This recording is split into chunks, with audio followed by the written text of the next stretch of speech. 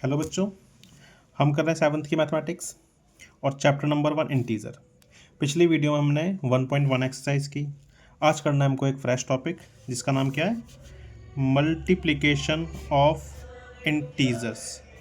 ठीक है, multiplication of integers. अब मल्टीप्लिकेशन ऑफ इंटीजर्स क्या होता है, देखो अलग अलग टाइप से, जैसे दो पॉजिटिव इंटीजर्स को मल्टीप्लाई करना, एक नेगेटिव एक पॉजिटिव इंटीजर को मल्टीप्लाई करना, या फिर दोनों नेगेटिव इंटीजर को मल्टीप्लाई करना। तो एक एक करके समझते हैं क्या होता है ये। सबसे पहले हम लिख रहे हैं multiplication of two positive integers. जब दो पॉजिटिव इंटीजर्स को मल्टीप्लाई करते हैं तो क्या होता है, बिल्कुल आसान।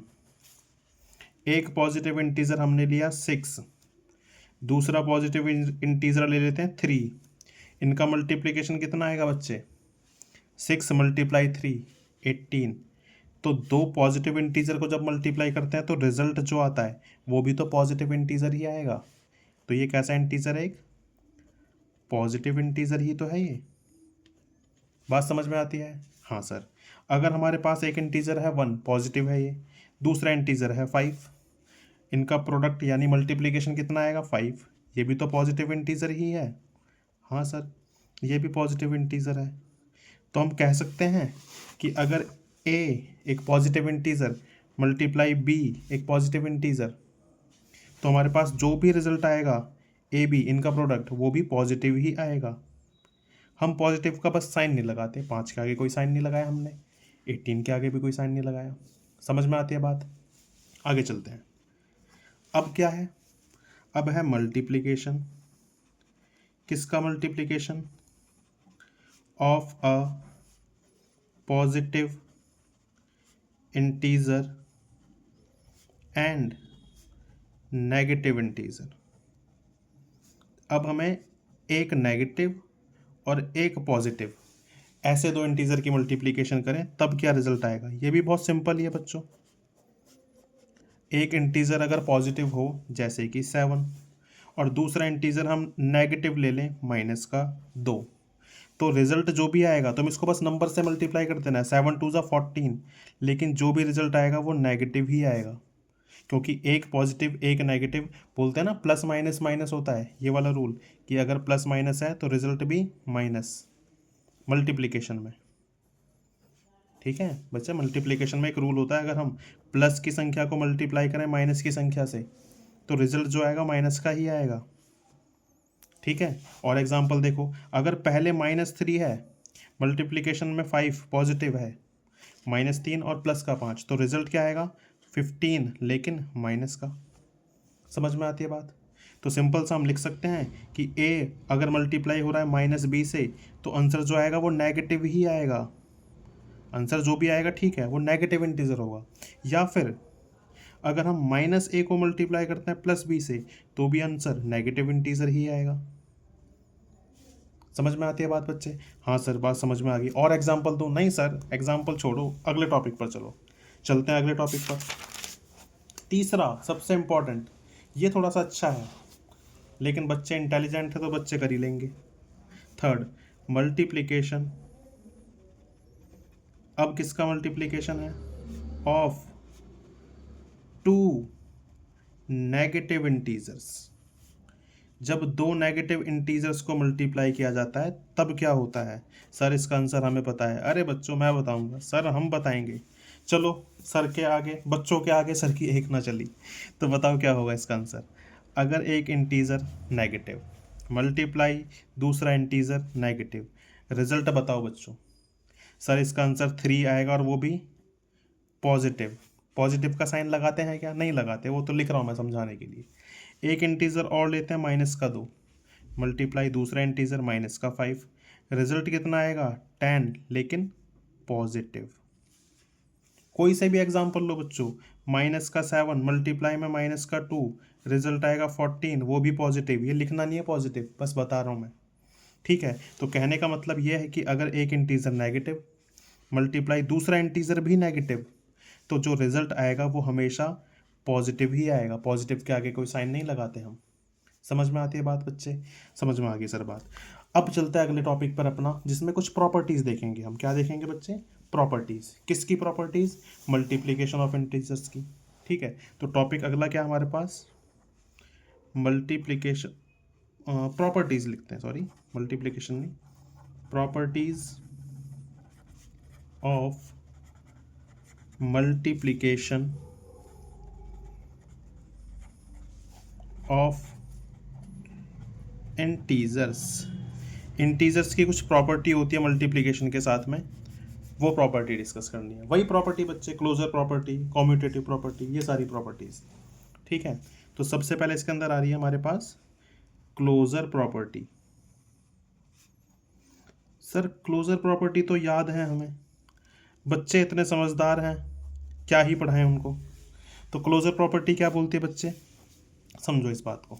मैंने एक इंटीजर लिया 5, मल्टीप्लाई में दूसरा इंटीजर लिया 2, पॉजिटिव नेगेटिव नहीं देख रहे अभी हम। ठीक है, इसका आंसर कितना आएगा बच्चों? सर आंसर आएगा 10, पॉजिटिव आएगा। ये जो 10 आया, पॉजिटिव नेगेटिव की बात नहीं कर रहे, ये जो 10 आया क्या वो भी इंटीजर ही है? हाँ सर, ये इंटीजर ही है। अगर मेरे पास एक नंबर है -1, दूसरा मल्टीप्लिकेशन में लिया मैंने 3, पॉजिटिव, आंसर क्या है बच्चे? -3। क्या ये भी एक इंटीजर ही है? यस सर, इंटीजर है। और देखो, एक इंटीजर माइनस का दो, मल्टीप्लाई में दूसरा इंटीजर भी माइनस का दो, रिजल्ट कितना आएगा बच्चे? पॉजिटिव। क्या ये भी एक इंटीजर ही है? यस सर, ये भी एक इंटीजर है, ये भी एक इंटीजर है, ये भी एक इंटीजर है। तो इसका मतलब हम कह सकते हैं कि closure property multiplication of integers, multiplication of integer follow करते हैं। ठीक है, यानी integers, multiplication of integers, multiplication of integers are closed, या मैं ऐसे लिखूं इसको, integers are closed under multiplication. समझ में आती है बच्चे? दूसरे टॉपिक पे चलते हैं। दूसरा क्या है सर? दूसरा नेक्स्ट पेज पे, सेकंड प्रॉपर्टी। सेकंड प्रॉपर्टी बच्चे कॉम्यूटेटिव प्रॉपर्टी। कौन सी प्रॉपर्टी? Commutative property. ये कॉम्यूटेटिव प्रॉपर्टी क्या होती है? सर कॉम्यूटेटिव प्रॉपर्टी भी हमें ध्यान है बच्चे। कॉम्यूटेटिव प्रॉपर्टी बात करती है ऑर्डर से रिलेटेड, नंबर ऑफ ऑर्डर। ठीक है, नंबर्स का ऑर्डर, ऑर्डर ऑफ नंबर्स, यानी नंबर्स जैसे अगर एक इंटीजर है a, दूसरा इंटीजर है b, तो जो रिजल्ट आएगा वो b मल्टीप्लाई a, दोनों रिजल्ट सेम आने वाले हैं। ठीक है, यानी a को b से मल्टीप्लाई करो या b को a से मल्टीप्लाई करो, सेम रहेगा। जैसे कि 5 × 4 इक्वल टू 4 × 5 रहेगा, 20 ही आना है इनका आंसर। चाहे इसको देख लो चाहे इसको देख लो। और देखो, अगर मेरे पास है -3 मल्टीप्लाई में -4, तो सेम रिजल्ट ही आना है जो -4 मल्टीप्लाई -3 का आना है। इसका आंसर कितना आना है बच्चे? +12, और इसका आंसर +12। समझ में आती है प्रॉपर्टी कॉम्यूटेटिव? तो हम लिख सकते हैं multiplication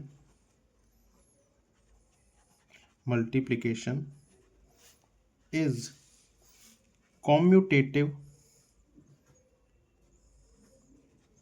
multiplication is commutative for integers. ये वाली बात लिख सकते हैं हम। इसको अगर मैं उसमें दिखाऊं a और b की फॉर्म में, तो ये है इस लाइन का मतलब। समझ में आती है बच्चे बात? सर समझ में आ गई। अगली प्रॉपर्टी पे चलो। थर्ड बच्चे देखो, थर्ड प्रॉपर्टी हमारे पास associative property. Sir associative property क्या होती है? हम भूल गए, मैं बताता हूँ बच्चों। एसोसिएटिव प्रॉपर्टी, ये सारी प्रॉपर्टी 6th क्लास में भी थी, थोड़ी थोड़ी 8th क्लास में भी आएंगी, अभी 7th में भी हैं। ये एसोसिएटिव प्रॉपर्टी बात करती है बच्चे किससे रिलेटेड? ग्रुप से रिलेटेड, ग्रुप ऑफ नंबर्स, कि नंबर्स कैसे ग्रुप किए गए हैं उससे कोई फ़र्क नहीं पड़ेगा। जैसे कि अगर हमारे पास एक नंबर a, दूसरा नंबर b और तीसरा नंबर c, इन तीनों का मल्टीप्लिकेशन सेम ही रहेगा, लेकिन मैं किसकी बात कर रहा हूँ कि पहले इन दोनों को मल्टीप्लाई कर दिया फिर c से मल्टीप्लाई करा, या फिर पहले इन दोनों को मल्टीप्लाई कर दिया फिर a से मल्टीप्लाई किया, तो रिजल्ट सेम रहने वाले हैं। बात समझ में आएगी? देखो ऐसे मेरे पास नंबर है 2 × 3 × 5, वही सेम 2 मल्टीप्लाई 3 मल्टीप्लाई 5। अगर मैं पहले इन दोनों को मल्टीप्लाई करूँ फिर 5 से मल्टीप्लाई करूँ, 2 3 ज़ा 6 मल्टीप्लाई 5, आंसर कितना आएगा बच्चे 30। सेम आंसर यहाँ भी आएगा, पहले 3 और 5 को मल्टीप्लाई कर देते हैं, 3 5 ज़ा 15, 15 इंटू 2 30, रिजल्ट सेम आया ना बच्चे। तो एसोसिएटिव प्रॉपर्टी ग्रुप से रिलेटेड होती है, तो हम कह सकते हैं multiplication is associative for integers. बात समझ में आती है बच्चों। चलते हैं अगली प्रॉपर्टी थोड़ी इंपॉर्टेंट है, इसलिए नेक्स्ट पेज पे, इस वाले पेज पे आओ। फोर्थ प्रॉपर्टी हमारी है ना, फोर्थ प्रॉपर्टी क्या नहीं, तो फोर्थ प्रॉपर्टी है डिस्ट्रीब्यूटिव प्रॉपर्टी। देखो डिस्ट्रीब्यूटिव प्रॉपर्टी क्या होती है समझना इसको अच्छे से, है ना। मैं एग्जांपल देके समझाता हूं। पहले मेरे पास एक नंबर है 2, ठीक है, उसको मुझे मल्टीप्लाई करना है 5 + 3 से। वैसे तो पता है हमें आंसर क्या आएगा इसका, लेकिन समझते हैं एक बार क्या है। तो अगर इस टाइप की मल्टीप्लिकेशन आती है, रेड पेन से करेंगे पहले तो, है ना, पेन चेंज करेंगे हम। 2 को मल्टीप्लाई करना है 5 + 3 से। मैं इसको डायरेक्टली मल्टीप्लाई करके बता दूं, देखो 5 और 3 8 हो जाएगा हमारे पास, और 8 को 2 से मल्टीप्लाई करेंगे 16। लेकिन डिस्ट्रीब्यूटिव प्रॉपर्टी क्या बोलती है कि अगर 2 को मल्टीप्लाई करना है ग्रुप में 5 + 3 से, एडिशन है इनके बीच में, तो पहले 2 को इससे मल्टीप्लाई करो, जो भी रिजल्ट आएगा उसमें ऐड कर दो। यहाँ पे ऐड है ना, प्लस का साइन, तो ऐड ही करेंगे 2 को मल्टीप्लीकेशन 3 से करके। तो पहले क्या करना है, 2 मल्टीप्लाई बाय 5, 2 को मल्टीप्लाई किससे करा 5 से, प्लस ये वाला साइन यहाँ पे, फिर 2 को मल्टीप्लाई करेंगे 3 से, मतलब 2 × 3।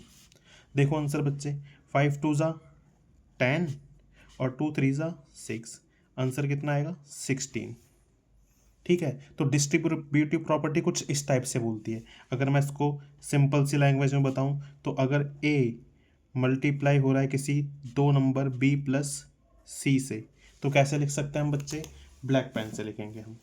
तो सीधा सीधा क्या लिखना पड़ेगा हमें, ए इंटू बी और फिर ए इंटू सी, बीच में आ जाएगा ये वाला प्लस का साइन, मतलब ए मल्टीप्लाई सी और ए मल्टीप्लाई बी और ए मल्टीप्लाई सी, मतलब ए सी प्लस ए बी, बार बार मैं सी लिख रहा हूँ इसको, और ए सी। ये पॉजिटिव इंटीजर तो हुआ, साथ में प्लस का नंबर है, नेगेटिव के साथ भी यही होगा। जैसे देखो एग्जांपल, एक नंबर लिया हमने 5, उसकी मल्टीप्लिकेशन करनी है 6 - 3 से। अब यहाँ बीच में साइनस माइनस का, बस इसी को ध्यान रखना है। 5 की मल्टीप्लिकेशन किससे होगी 6 से, और फिर माइनस का साइन बीच में आ जाएगा, और फिर 5 की मल्टीप्लिकेशन 3 से। समझ में आ रही है बात बच्चों? हाँ सर समझ में आया। 5 × 6 और फिर 5 × 3, ये हो जाएगा 30, ये हो जाएगा 15, आंसर आया 15। समझ में आती है बच्चों बात? कोई नेगेटिव इंटीजर हो आगे तो क्या होगा, लो बच्चों एग्जाम्पल, हमारे पास है -2 और उसको मल्टीप्लाई करना है हमें 7 + 2 से। ठीक है बच्चों, तो ये -2 जब 7 से मल्टीप्लाई होगा पहले, और फिर यही -2 मल्टीप्लाई हो जाएगा इस वाले 2 से। अब साइन देखना बीच में कैसे चेंज हो जाएंगे। सबसे पहले क्या होगा, -2 मल्टीप्लाई में 7, ठीक है, फिर माइनस का साइन ये भी है और इसके साथ प्लस का साइन है। प्लस माइनस क्या होता है, माइनस ही, मैं पहले प्लस लिख दे रहा हूँ समझना। -2 को मल्टीप्लाई किससे करेंगे, -2 को मल्टीप्लाई ये +2 से, +2 से, आंसर आएगा ये -14। इसमें देखो -2 मल्टीप्लाई +2, आंसर कितना आएगा बच्चे, नेगेटिव इंटीजर यानी -4। हमारे पास अब कितना आंसर आ जाएगा, -14 -4। जब ये दोनों को आपस में हम सॉल्व करेंगे तो साइन माइनस के रहेगा, लेकिन नंबर्स जुड़ जाएंगे, -18 आंसर आएगा। समझ में आती है बच्चों बात? तो बेसिकली हमारे पास डिस्ट्रीब्यूटिव प्रॉपर्टी क्या बोलती है, यहाँ पर लिखते हैं हम साफ सुथरा। देखो डिस्ट्रीब्यूटिव प्रॉपर्टी बताया हुआ है मैंने ये वाली बात, कि अगर 3 नंबर्स ए बी और सी हैं और कुछ इस तरह से हैं, ठीक है, कि ए की मल्टीप्लिकेशन बी प्लस सी से है, तो इसको ए मल्टीप्लाई बी प्लस में ए मल्टीप्लाई सी, ये रिजल्ट लिख सकते हैं। समझ में आती है बच्चों बात? अगली प्रॉपर्टी पे चलते हैं। अगली कोई प्रॉपर्टी नहीं है, कुछ आइडेंटिटी है इंटीजर्स की मल्टीप्लिकेशन में, ठीक है। समझते हैं वो वाली बात क्या है। मल्टीप्लिकेशन बाय ज़ीरो, अगर हम किसी नंबर को मल्टीप्लाई करें, मतलब इंटीजर को किसी ज़ीरो से मल्टीप्लाई करें, किसी भी इंटीजर को, तब क्या होगा? सर इसका आंसर तो बहुत आसान है, बताओ बस फिर बच्चों। सर इसका आंसर ज़ीरो ही आएगा। यस, अगर हमारे पास एक नंबर है इंटीजर 7, मल्टीप्लाई करें उसको ज़ीरो से, ज़ीरो किसी से ही मल्टीप्लाई होता है, अपने जैसे ही बना लेता है, ज़ीरो ही आएगा आंसर। अगर ज़ीरो को मल्टीप्लाई करें किसी दूसरे इंटीजर से, तो तब भी ज़ीरो ही आएगा। ज़ीरो को मल्टीप्लाई करें किसी नेगेटिव इंटीजर से, तब भी ज़ीरो। किसी नेगेटिव इंटीजर को ज़ीरो से मल्टीप्लाई करें, तब भी ज़ीरो। तो मल्टीप्लिकेशन बाय ज़ीरो क्या बोलता है कि अगर एक नंबर है ए, मतलब इंटीजर ए, मल्टीप्लिकेशन करते हैं उसका ज़ीरो से, तो रिजल्ट ज़ीरो ही आना है। ये बात तो बहुत आसान थी। अगले टॉपिक पर चलते हैं हम लोग। अब है मल्टीप्लिकेटिव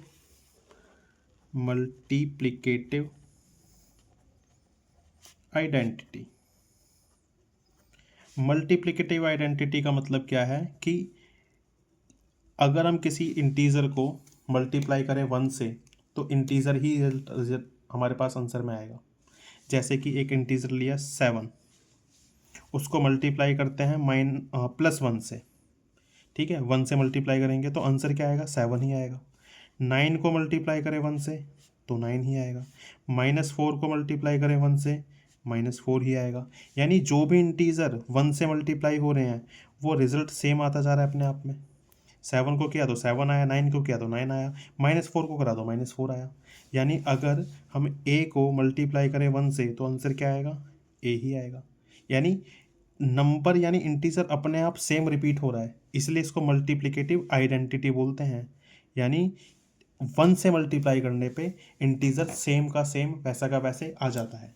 तो इसमें रिजल्ट क्या लिख सकते हैं हम? One is the multiplicative identity for integers की मल्टीप्लिकेटिव आइडेंटिटी कौन होगा? 1। ठीक है बच्चे, 1 होगा, बट -1 के बारे में क्या ख्याल है? सर -1 के बारे में क्या ख्याल है? मतलब बच्चों ये कि अगर मैं 5 को मल्टीप्लाई करूं -1 से, तो क्या 5 वापस आएगा? समझो बात को। अगर मैं 5 को -1 से मल्टीप्लाई करूं, तो मेरे पास जो रिजल्ट आएगा वो माइनस का ही 5 आएगा। यानी 5 प्लस का था, मल्टीप्लाई -1 से हुआ, -5 हो गया। 4 की बात करते हैं, 4 मल्टीप्लाई करें अगर हम -1 से, तो आंसर -4 आएगा। समझ में आती है बात? अगर -4 को मल्टीप्लाई करते हैं -1 से, तो क्या रिजल्ट आ रहा है बच्चों? दो नेगेटिव इंटीजर मल्टीप्लाई हो रहे हैं, आंसर क्या आएगा? Positive integer.